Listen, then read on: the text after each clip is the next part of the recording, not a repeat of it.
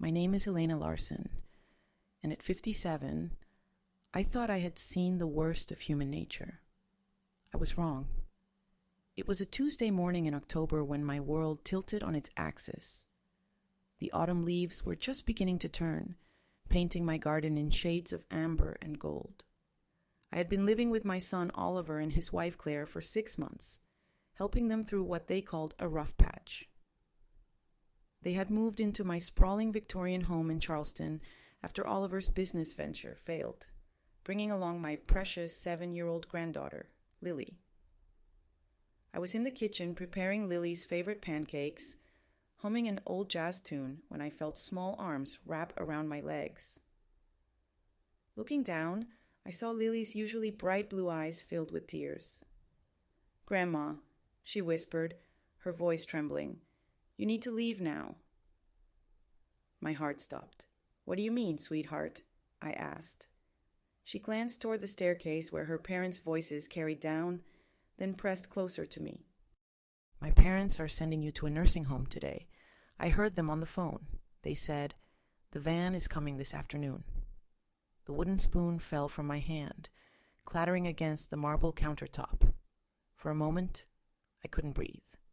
The child I had raised when her mother was too busy with her social climbing. The son I had supported through every failure and mistake was about to throw me away like yesterday's newspaper. "Are you sure, Lily?" I asked, kneeling to her level. She nodded, tears spilling over. "Daddy said you're getting too old and that you might forget things." "But Grandma, you remember everything. You remembered my birthday and that I don't like pickles on my sandwiches and that I'm scared of the dark." My heart shattered and hardened simultaneously. I had been living in their home for 6 months, cooking, cleaning, helping with Lily, and paying for groceries with my own money. What they didn't know, what I had never told them, was about the $22 million sitting in various accounts and investments accumulated over decades of smart business decisions and careful savings. Oliver thought his late father had left me comfortable but not wealthy. He had no idea that I had built my own empire while married to his father, starting with a small catering business that grew into a restaurant chain I'd sold for millions. I had kept quiet about my true wealth, wanting to see the real character of my family when they thought I had little to give. Now I knew. "Lily," I said softly, wiping her tears, "I need you to do something for me. Go to your room and play with your toys. Don't tell your parents we talked, okay?" She nodded solemnly. "Will I see you again, Grandma?" I kissed her forehead. "Sweetheart, you'll see me sooner than anyone expects." As Lily disappeared upstairs, I moved through my own home like a ghost. In my bedroom, the one that used to be the guest room because Oliver and Claire had claimed the master suite, I quietly gathered a few essentials. Not luggage, nothing that would signal my intentions, just my purse containing my identification, credit cards, and the business card of my attorney, Robert Whitman. I could hear them now, Oliver and Claire, talking in hushed tones in what used to be my study. They thought I was losing my hearing along with everything else. "The facility said they can take her this afternoon," Claire was saying. "It's perfect timing since she's in the kitchen. We can have everything packed and ready." "I feel bad about this," Oliver said, though his voice lacked conviction. "But she's becoming a burden, Claire. And honestly, we need the house. Once she's gone, we can finally renovate properly." "Don't feel guilty," Claire replied smoothly. "She'll be better cared for there. Besides, we both know she doesn't have much money left. At least this way, we won't have to support her in her old age." If only they knew they were talking about a woman who owned 3 properties outright, had investments that generated 6-figure annual returns, and enough liquid assets to buy their precious facility 10 times over. I slipped out through the garden door, leaving behind the house that had been in my family for 3 generations. The irony wasn't lost on me. They wanted to put me in a home, not knowing they were living in mine. As I walked toward the street, my phone buzzed with a text from Robert. "Elena, the papers you requested are ready. The trust structure you designed is quite creative. When should we proceed?" I smiled for the first time in hours. The wheels were already in motion. I had contacted Robert 3 weeks ago when I first overheard them discussing my situation. I hadn't known the extent of their betrayal then, but a lifetime of experience had taught me to prepare for the worst in people. I flagged down a taxi and gave the driver the address of the Magnolia Hotel downtown. As the car pulled away from my home, I turned back for one last look. Lily was at her bedroom window, pressing her little hand against the glass. My heart ached for her, but I knew what I had to do. My son and daughter-in-law thought they were sending me away. They had no idea I had just begun my return. "They think they're getting rid of me," I whispered to my reflection in the taxi window. "They have no idea they've just unleashed me." The next morning brought unseasonably warm weather and the first phase of my resurrection as someone else entirely. I met Margaret Devereux at a quiet cafe in the French Quarter, far from any place Oliver and Claire might frequent. Margaret was exactly what I had hoped for, sharp-eyed, professional, and entirely without judgment. She studied the photographs I provided with the clinical interest of a scientist. "Your son and daughter-in-law," she said, not a question, but a statement. "You want full surveillance, financial, social, personal communications, everything?" I confirmed. "I want to know what they eat for breakfast, what they watch on television, who they call when they think no one is listening." She nodded, making notes on a tablet. "Timeline indefinite. This is a long-term project. Budget?" I slid an envelope across the table. "There's $50,000 in cash. If you need more, you have my number." Her eyebrows raised slightly, the only emotion she showed. "What exactly are we documenting, Mrs. Larson?" I smiled. "Justice." After leaving Margaret, I drove to a small coastal town 2 hours from Charleston. Ashford had always held a special place in my heart. It was where my late husband had proposed 35 years ago. The town was small enough that I could blend in, but sophisticated enough that a woman of means wouldn't stand out. I rented a charming cottage on the waterfront under the name Margaret Devereux, paying 6 months in advance. The landlord, a kind elderly man named Henry Carlson, helped me move in my few belongings. "Running away from something?" he asked with a knowing smile as we arranged furniture. "Running toward something," I corrected. "Sometimes they're the same thing."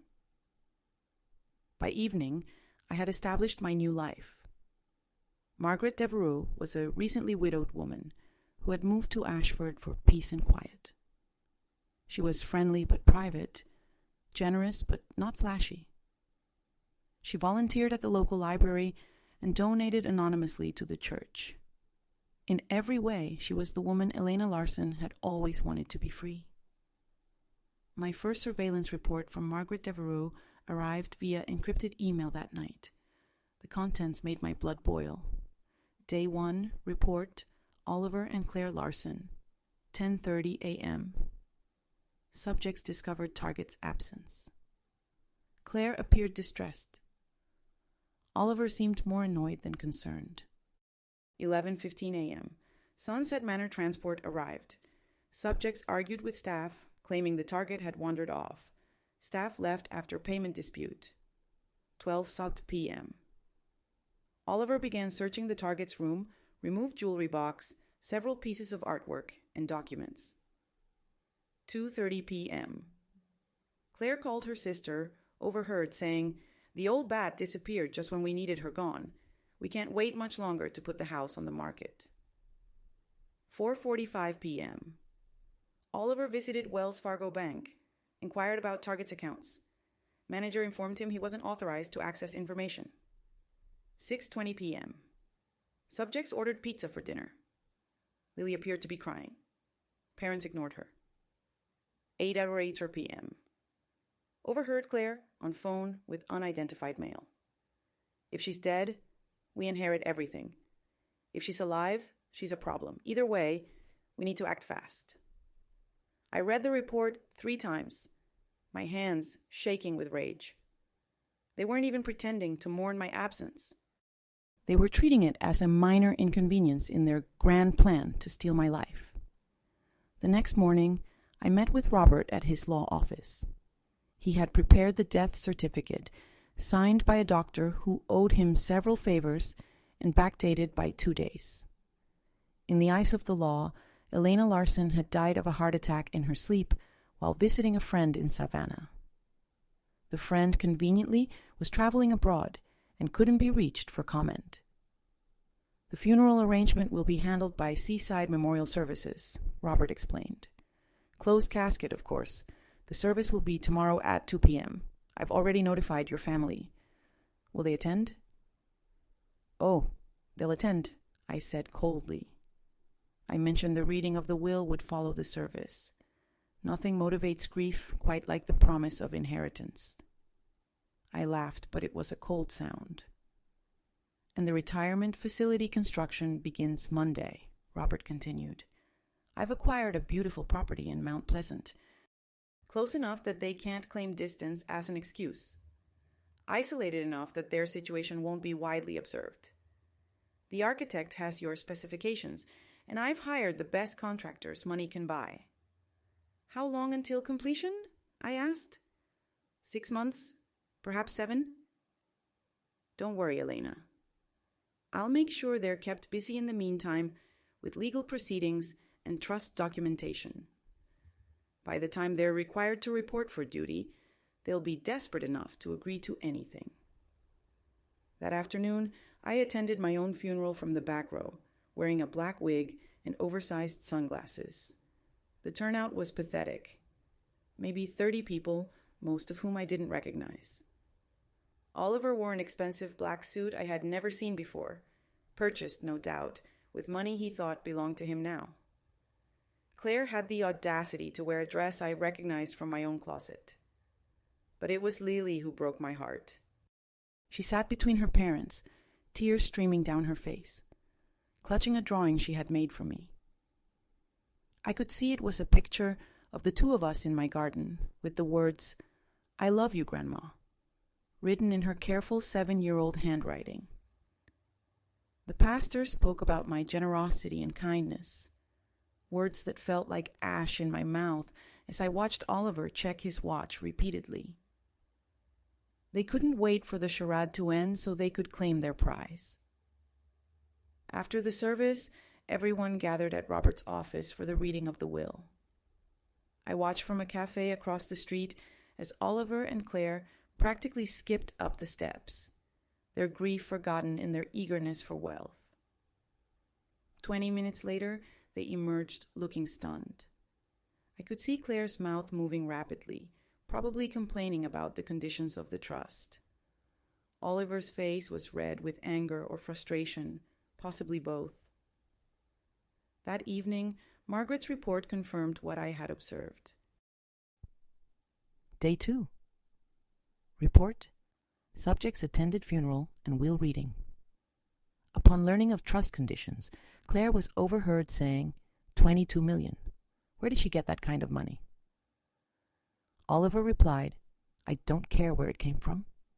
We'll do whatever we have to do to get it." Current status: subjects appear to be planning acceptance of trust conditions. Perfect. They had taken the bait. Now all I had to do was build the perfect trap. 6 months of exile had transformed me in ways I hadn't expected. Living as Margaret Devereaux in Ashford, I discovered parts of myself that Elena Larson had never been allowed to explore.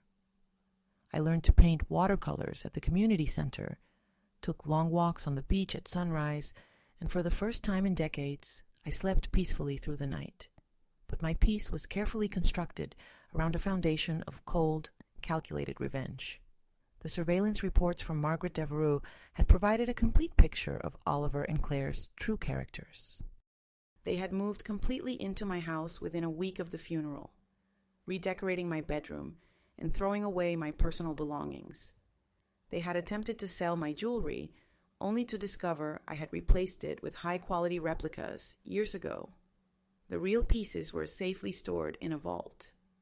Most heartbreakingly, they had enrolled Lily in a boarding school 2 hours away, claiming they needed space to grieve.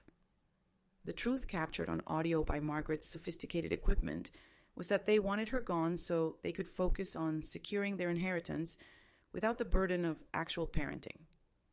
Now, as I stood on the construction site of Restful Acres Retirement Community, I felt the first stirrings of satisfaction.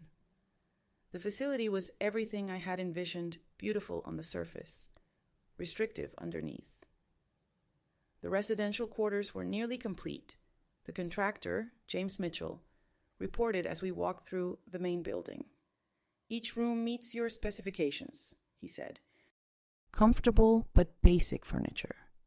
No luxury amenities, and the monitoring systems you requested are fully integrated." I nodded approvingly. The monitoring systems were actually a comprehensive surveillance network that would track every movement Oliver and Claire made once they began their sentence. Nothing would happen without my knowledge. "And the staff quarters?" I asked. "Your private wing is magnificent, ma'am. Completely separate entrance, soundproof walls, and the view of the gardens is spectacular. Your employees won't even know you're on the premises." "Perfect," I said. I would be living literally above them while they served their time, watching their every move, controlling their every day. Robert joined us for the final walkthrough. At 72, he was still sharp as a racer and seemed to be enjoying our elaborate revenge plot as much as I was. "The employment contracts are ready," he said, handing me a thick folder. 10 years of service, minimum 40 hours per week, no vacation for the first 2 years, and strict behavioral guidelines. Any violation of the rules results in immediate termination and forfeiture of the inheritance. I flipped through the pages, noting the details we had crafted together. Oliver and Claire would be required to wake at 5:00 a.m., work until 8:00 p.m., with only brief breaks, and live in small basic rooms on the premises. They could leave on Sundays for exactly 6 hours, and they had to be back by 8:00 p.m. or face penalties. "What about Lily?" I asked. "She'll be allowed to visit on weekends, supervised by the facility staff. However, if her parents break any rules during his visits, those privileges will be revoked." It was cruel, but necessary. I needed to see my granddaughter, but I also needed Oliver and Claire to understand that their actions had consequences. The first residents began arriving 2 weeks before Oliver and Claire were scheduled to start. I had carefully selected them elderly individuals who genuinely needed care but were also strong personalities who wouldn't be easily manipulated. Mrs. Eleanor Hartwell, a former federal judge. Mr. Theodore King, a retired Marine colonel. Mrs. Patricia Williams, a former CEO who took no nonsense from anyone. I introduced myself as Margaret Devereaux, the facility's director and benefactor. To them, I was simply a generous woman who wanted to create a better environment for senior care. They had no idea they were about to become unwitting participants in the most elaborate revenge plot ever conceived. 2 days before Oliver and Claire were scheduled to begin their employment, I received a final surveillance report that nearly made me laugh out loud. Day 3. Report. Subjects spent considerable time researching easy elderly care jobs online. Claire purchased several books on managing senior citizens and making friends with old people. Oliver bought expensive, comfortable shoes and ergonomic back support, apparently believing the work would be light and pleasant. Overheard Claire telling her friend, "It's basically babysitting for 10 years. How hard could it be? We just have to keep them fed and entertained, and we'll be millionaires." Current financial status. Subjects have spent their remaining savings on new wardrobes, and furniture for their temporary situation. Credit card debt approaching $30,000. They thought they were going to be glorified babysitters for helpless old people. They were about to learn that the residents of Restful Acres were anything but helpless. On Sunday night, I received a call from Robert. They're coming in tomorrow morning at 6:00 a.m. for orientation. Are you ready? I looked out the window of my private suite at the grounds below, where Oliver and Claire would soon begin their new life. The irony was perfect. They had wanted to put me in a home, and now they would be living in one I controlled absolutely. I've never been more ready for anything in my life, I said. Tomorrow, the real game would begin. I watched from my hidden office as Oliver and Claire's car pulled into the parking lot of Restful Acres at exactly 5:58 a.m. They looked nervous but optimistic, probably still believing they had found an easy path to wealth. They had no idea I was watching. The facility's entrance was designed to impress marble floors, fresh flowers, and classical music playing softly in the background. I had spared no expense in creating the illusion of luxury and ease. It was only after they signed their employment contracts that the reality would become apparent. At 6 a.m. sharp, they entered the main lobby, where Patricia Williams, the facility's director of operations, waited for them. Patricia was a former CEO who I had hired specifically for this moment. At 68, she was sharp, no nonsense, and completely immune to charm. Oliver extended his hand with his most winning smile. Oliver Larson, and this is my wife, Claire. We're here to begin our service. Patricia barely glanced at his hand. You're 2 minutes late. In this facility, punctuality isn't optional. Follow me. Their smiles faltered as they followed her through a door marked Staff Only. The corridor beyond was utilitarian white walls, fluorescent lighting, and the antiseptic smell of institutional cleaning products. Gone was the elegant facade of the main lobby. Your living quarters, Patricia announced, stopping in front of 2 small rooms. Mr. Larson, you'll be in 147. Mrs. Larson, you're in 148. Claire's voice carried clearly through the surveillance system. Separate rooms? But we're married. Staff members are prohibited from sharing quarters, Patricia said coolly. It maintains professional boundaries and ensures you're both fully committed to your duties, rather than to each other. I watched Oliver's face redden. That seems excessive. If you find the terms unacceptable, you're free to leave, Patricia said. Of course, leaving means forfeiting your inheritance entirely. They exchanged glances, and I could see them calculating. 22 million divided by 10 years of discomfort. The math was still in their favor. No, that's fine, Claire said quickly. We understand. Good. Uniforms are in your rooms. Change and report to the main floor in 15 minutes. Your training begins immediately. As they separated to change, I switched camera views to watch their individual reactions. Oliver stood in his tiny room, barely larger than a walk-in closet, and kicked the metal bed frame in frustration. Claire opened her closet to find generic gray scrubs and comfortable shoes, her face twisting with disgust. 15 minutes later, they emerged looking deflated.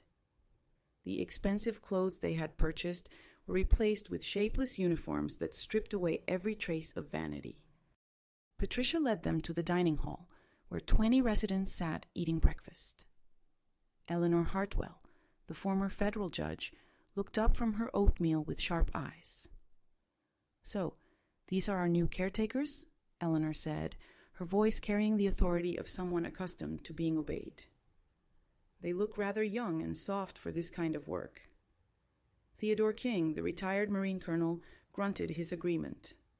Hope they're stronger than they appear. Mrs. Rodriguez needs help getting to the bathroom every 2 hours, and she weighs more than both of them combined. I watched Claire's face pale as the reality began to sink in. This wasn't going to be the gentle babysitting job she had imagined. "Your first task," Patricia announced, "is to serve breakfast to everyone here. Then clean the dining hall thoroughly. After that, you'll begin personal care duties. Mrs. Chon needs assistance with her bath. Mr. Morrison requires help with his medications, and Colonel King's physical therapy session needs supervision." For the next 8 hours, I watched my son and daughter-in-law discover what real work felt like. Oliver struggled to lift residents from wheelchairs, his expensive back support proving useless when Mrs. Rodriguez needed help standing. Claire's face went green when she had to change Mr. Peterson's adult diaper. By lunchtime, they were exhausted, sweaty, and beginning to snipe at each other. "I can't believe your mother put us through this," Claire hissed as she refilled water glasses. "She's dead, Claire. This isn't her fault, is it? She could have just left us the money without all these ridiculous conditions. If only they knew how alive I was and how much I was enjoying their suffering." The afternoon brought new challenges. Patricia had arranged for several residents to be particularly demanding, not cruel, just appropriately needy. Eleanor required her medication at exact times and became imperious when Oliver was 3 minutes late. Theodore insisted his physical therapy be done precisely according to his routine, correcting Claire's form constantly. By dinner time, they were barely speaking to each other. At 8 p.m., Patricia dismissed them to their separate rooms. "Lights out at 10 p.m., she announced. "You'll be awakened at 5 a.m. for tomorrow's shift."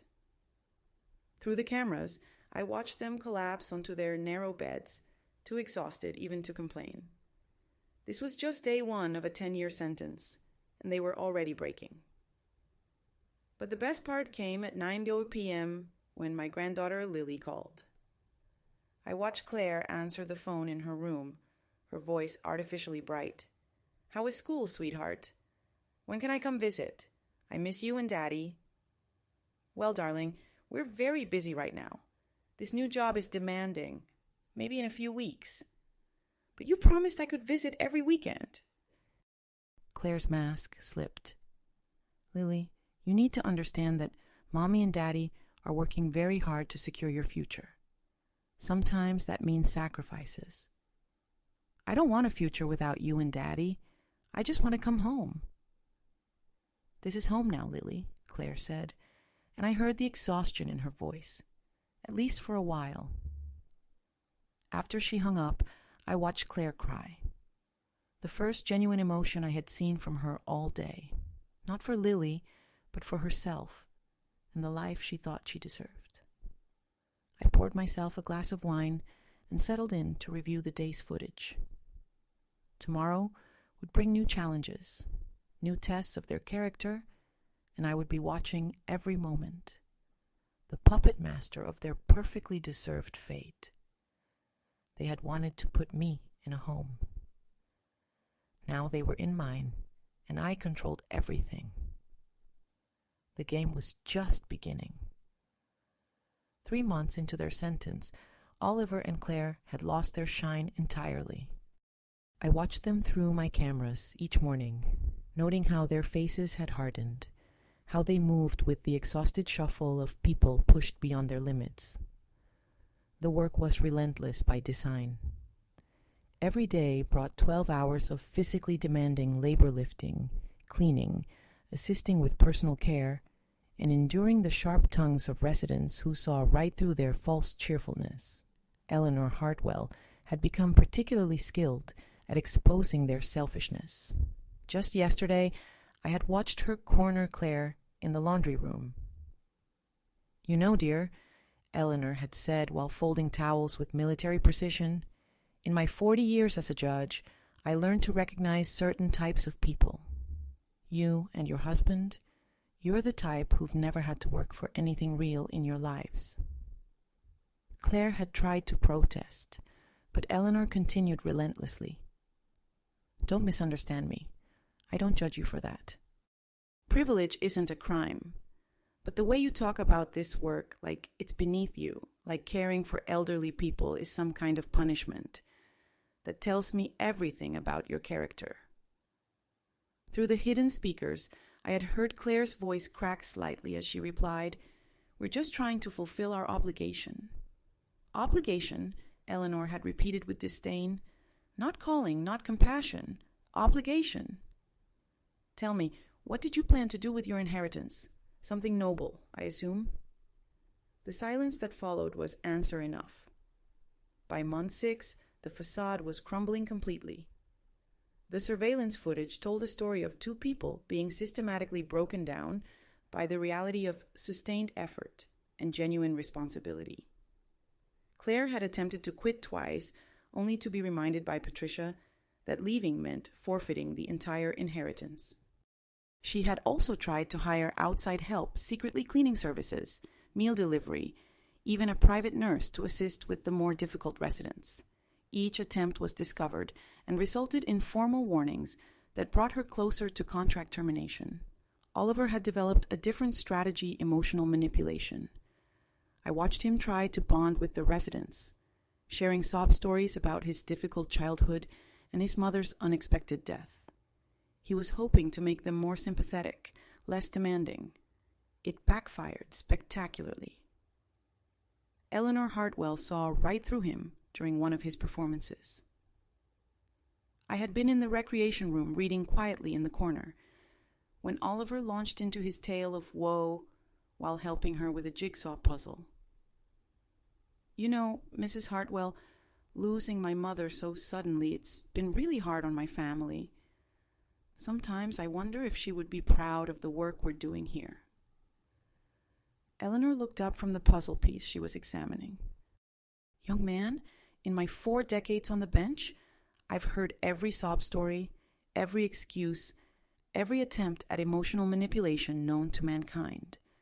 Do you know what I learned?"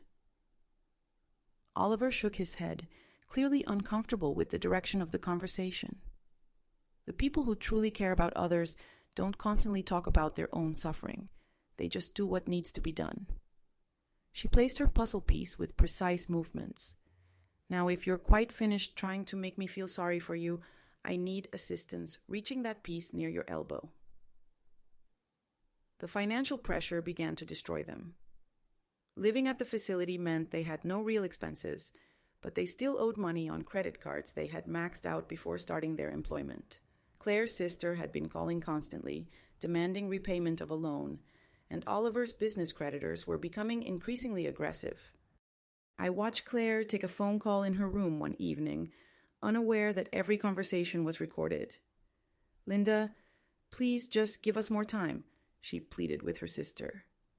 "The inheritance is guaranteed. We just have to complete the service requirement.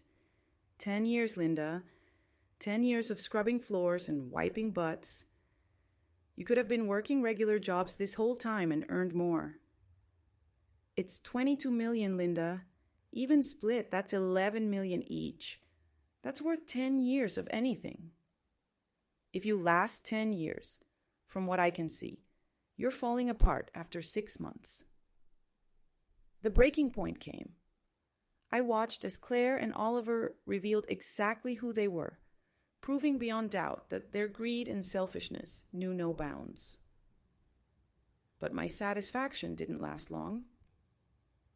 When my grandson Tommy's grades started to decline in school, it became clear that the damage caused by Oliver and Claire wasn't just affecting them. It was affecting Lily too. And that's when I knew. Enough was enough. The final test was at hand. I arranged for Lily's school to call with an emergency. As far as Oliver and Claire knew, their son had been in an accident and was in the hospital. The school needed one parent to come immediately, but the other had to remain at the facility due to critical staffing requirements. A fabrication I had Patricia deliver with perfect bureaucratic authority. I watched through the cameras as they received the news in Patricia's office. For the first time in months, I saw genuine emotion on their faces. Panic, fear, love for their child overriding their constant calculations. "I'll go," Oliver said immediately. "I'll drive up right now." "No, I should go," Claire countered.